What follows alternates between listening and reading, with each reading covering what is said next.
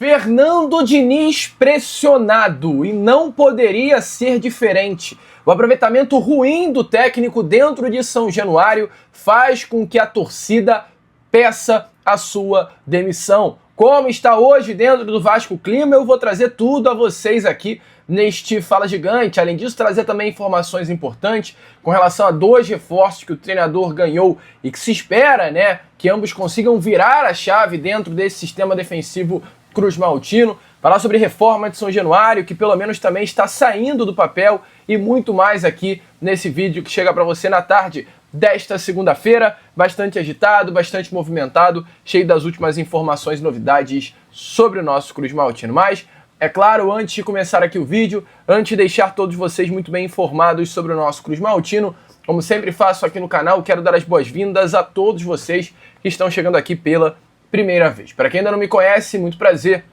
eu sou o Lucas, você está no canal do Gigante Vasco e esse daqui é o canal do torcedor vascaíno. Para você que não sabe, eu tô aqui todos os dias, 3 vezes por dia, com a Acorda Vascão, chegando sempre às 7 horas da manhã em ponto. O Fala Gigante, que é o segundo vídeo do canal, chegando sempre pela parte da tarde, e o Boa Noite Gigante, que é o terceiro e último vídeo aqui do canal do Gigante Vasco, chegando pela parte da noite, para fechar o seu dia com chave de ouro e as últimas informações do nosso Vascão. Então, é claro, você que está aí do outro lado e ainda não é um inscrito do nosso canal, não perca tempo, venha correndo aqui embaixo, onde tem essa palavrinha, inscreva-se, clique nela e já venha fazer parte da nossa família. Conto muito com você, conto muito com o seu like, o seu joinha, o seu gostei, que é de suma importância para o crescimento e a divulgação aqui do nosso conteúdo. Vamos juntos fazer de um canal do Gigante Vasco cada vez maior e a sua ajuda é fundamental para que isso aconteça. Show?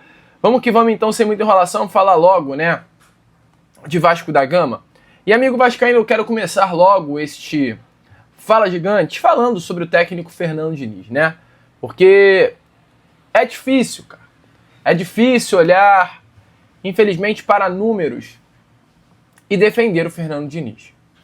Eu acho que a partida de ontem, por exemplo, foi um jogo em que eu, Lucas, pelo menos não consigo culpar o Fernando Diniz do empate.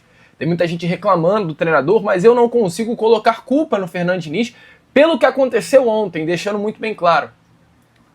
O primeiro erro foi um mole, um erro vergonhoso do sistema defensivo do Vasco, um erro principalmente do Matheus Carvalho, Matheus Cocão, que erra um passe que não se podia errar, e o Ceará faz o gol do empate. E o segundo gol do também Ceará, um erro grotesco do Paulo Henrique. Uma bola que era para ele chutar para lateral, chutar para cima, chutar para onde for, e ele erra, de uma forma ridícula também, e o Vasco leva o segundo gol. Ou seja, o Vasco criou. O Vasco fez 2 gols num time que tem uma das melhores, salvo engano, a melhor defesa do Campeonato Brasileiro. O Ceará é uma equipe que dificilmente leva gols. O Ceará é uma equipe que tem um sistema defensivo muito forte, e esse é um dos pontos que faz o Ceará ser um clube que até o momento não parou dentro da zona do rebaixamento. O Ceará, com relação aí a gols sofridos no Campeonato Brasileiro, tem 22 gols sofridos apenas. O Vasco, para uso de comparação, tem 33. Os clubes que estão ali perto do Ceará tem o Inter com 33 gols sofridos, o Atlético Mineiro com 25, o Grêmio com 27, o Santos com 32, o Vitória com 34. Então o Ceará é um clube que tem um sistema defensivo de fato muito forte. E o Vasco mesmo assim conseguiu ainda fazer 2 gols no Ceará. O Ceará que tem uma média aí de, antes de enfrentar o Vasco, tinha 20 gols sofridos em 22 jogos, ou seja, uma média inferior a 1 gol por partida. O Vasco foi lá e conseguiu meter 2. Então o sistema ofensivo ontem do Vasco funcionou. O Vasco conseguiu romper uma das melhores defesas do Campeonato Brasileiro, baseado naquilo que o técnico Fernando Diniz preparou para a partida. O grande erro ontem, porém, foi do sistema defensivo do Vasco. E aí não tem como culpar o técnico Fernando Diniz. Mas, amigo, se a gente olhar de uma forma geral para o desempenho do cruzmaltino, é muito fraco, é muito ruim. O Vasco ele tem um número horroroso dentro do seu sistema defensivo. Para você ter noção, o Vasco tem o mesmo número de gols marcados, por exemplo, do Palmeiras, que é o 4º melhor ataque do Campeonato Brasileiro. O Vasco tem exatamente 32 gols marcados no Brasileirão. 32 gols marcados no Brasileirão. Mesmo número de gols que o Palmeiras. O sistema ofensivo do Vasco está funcionando. O que o Fernando Diniz está preparando, olhando pelo lado ofensivo do Vasco, tá dando certo. Só que o Palmeiras tem 46 pontos conquistados.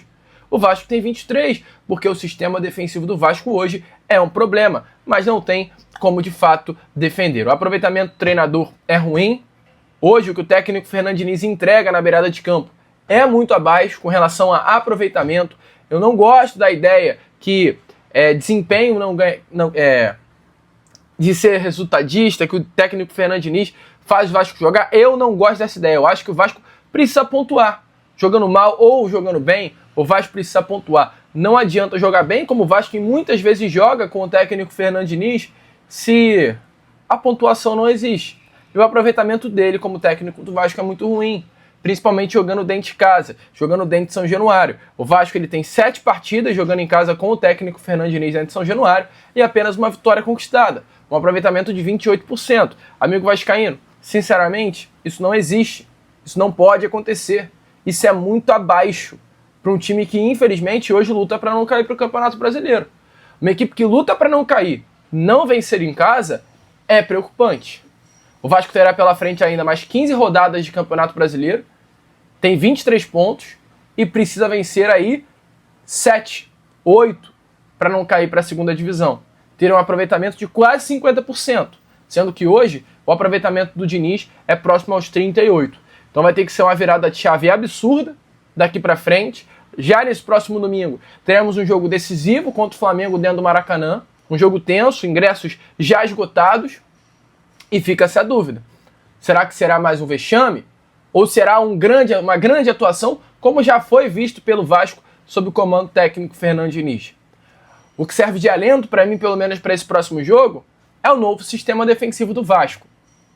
O Vasco da Gama que tem um grande problema defensivo e é compreensível porque tinha um sistema defensivo falho. O sistema defensivo do Vasco era ruim. As peças que o técnico Fernando Diniz tinha à sua disposição eram peças ruins. Ele tinha que improvisar um primeiro volante na zaga por não confiar no Lucas Oliveira. Lucas Freitas era banco do Vasco praticamente durante todo o início do ano. Se tornou titular. Então, de fato, as peças que ele tinha à disposição não eram peças boas. Agora tem. Agora é Robert Renan e Carlos Cuesta. Domingo, o Lucas Freitas levou o 3º cartão amarelo ontem e está suspenso, não entra em campo. Então, Carlos Cuesta e Robert Renan formarão a zaga titular. Vão estrear no próximo domingo como a dupla titular do Vasco da Gama. E agora o que se espera é uma virada de chave. É uma equipe que faça gols como já está fazendo, mas fique sem tomar gols. Ontem, o Carlos Cuesta já chegou impressionando. Já chegou com um gol marcado. O Andrés Gomes tem 2 assistências, que deu assistência inclusive para o gol do zagueiro colombiano. Chegou a 2 assistências em 78 minutos jogados pelo Vasco. Reforços, o Vasco conseguiu acertar nessa janela. Mas não adianta acertar em contratações, acertar em reforços, olhando para a posição da tabela e se encontrando nessa situação tão ruim. É preocupante. O técnico Fernando Diniz, de fato, está aí perigando, está numa situação complexa, está numa situação difícil, está numa situação de pressão e precisa o quanto antes mostrar serviço. Olhando para a tabela do Campeonato Brasileiro, o Vasco terá daqui para frente, amigo, só jogo duro. É Flamengo no Maracanã, é Bahia em São Januário com obrigação da vitória, é Cruzeiro em São Januário com obrigação da vitória, é Palmeiras no Allianz, jogos difíceis. São 12 jogos que o Vasco terá que conquistar no mínimo 7 pontos. São 2 vitórias contra Bahia e Cruzeiro dentro de casa. E no mínimo um empate contra Flamengo ou Palmeiras. Será que vai conseguir? Não sei, amigo, mas essa sequência desses próximos 4 jogos serão cruciais para se livrar desse rebaixamento. Deixe a sua opinião nos comentários se você está ou não com o técnico Fernando Diniz. E para fechar aqui, pelo menos, esse Fala Gigante num clima um pouquinho melhor diante de tanta pressão para o torcedor vascaíno, né? Ontem o canal Atenção Vascaínos trouxe uma informação bem importante, sempre dando o crédito, né? Quem trouxe a informação. E a informação se trata da venda do potencial construtivo de São Januário, né, cara? Que hoje está avaliado, orçada aí em 500 milhões de reais. É o que o Vasco visa alcançar, amparado por esse projeto de lei do potencial construtivo, para dar início às obras para a reforma de São Januário. Uma obra que está avaliada em 506 milhões de reais. Ainda além, é claro, desse valor, O Vasco também contará com a arrecadação de verbas através da venda de name rights de São Januário para aumentar ainda mais esse orçamento para a reforma. Mas, olhando para o lado potencial construtivo, o Vasco da Gama conseguiu, através do empresário Wilson Borges Pereira IV, a empresa só de capital é a que irá exercer a compra de grande parte do potencial construtivo do nosso Caldeirão. A empresa, inclusive, já sinalizou que vai exercer aí esse direito. Ainda não há troca de documentos, ainda não há um dinheiro aportado, mas a situação, amigo vascaína, já está muito bem adiantada. O que resta nesses próximos dias, né, é a situação ser liberada pela Prefeitura do Rio de Janeiro, que está tratando aí da expedição do termo definitivo da transferência de potencial. A expectativa é que a obra comece no final desse ano, né? No final não, porque o Campeonato Brasileiro vai ser estendido, né? Então a temporada acaba ali no dia 21, quando é o último jogo da Copa do Brasil, de dezembro. Então a expectativa é que as obras se iniciem no início de janeiro, bem no iniciozinho. Mas é a previsão, porém pode não acontecer. A ver, amigo vascaíno, o certo é, vamos ficar de olho, vamos ficar atento, pelo menos uma notícia boa, um alento diante dessa situação. O clima é tenso, o clima é de dúvida, aproveitamento ruim do técnico Fernando Diniz. E a pergunta que fica é, vale a pena manter no comando? Ou já chegou a hora de virar a chave e trazer um novo treinador? Deixe a sua opinião, é claro, aí nos comentários. Eu, Lucas, vou ficando por aqui.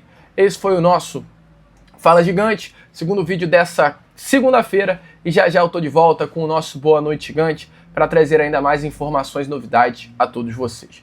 Vamos que vamos, curta, compartilhe, se inscreva. E como eu sempre faço aqui no canal do Gigante Vasco, saudações vascaínas!